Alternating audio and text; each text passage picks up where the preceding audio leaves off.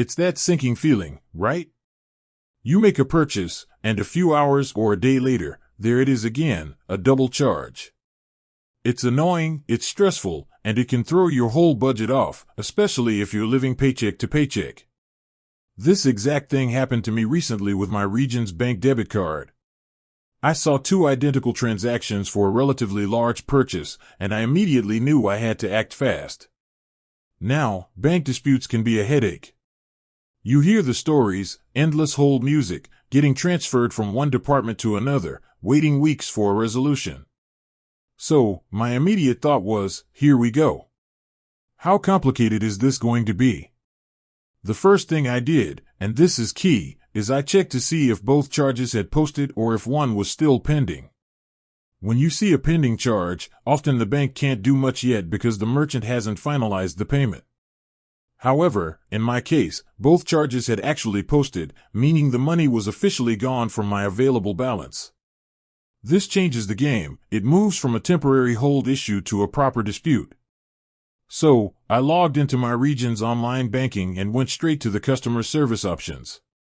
Regions, like many modern banks, has an online process for disputing transactions. I clicked the button to file a claim, and the process was surprisingly straightforward. They asked for the transaction details, the reason for the dispute. I selected duplicate charge, and for any supporting information. I simply explained that I only made one purchase and that two identical charges had posted. I submitted the claim, and almost immediately, I received a confirmation with a claim ID number. The system informed me that they would be investigating and, here's the best part, they mentioned something called provisional credit. In a very short amount of time, I'm talking less than 48 hours, I got a notification. Regions had reviewed my claim, and they issued a provisional credit for the disputed amount. That means the money was put back into my account while their official investigation continued. This was a huge relief. It meant my bills weren't going to bounce while they sorted things out.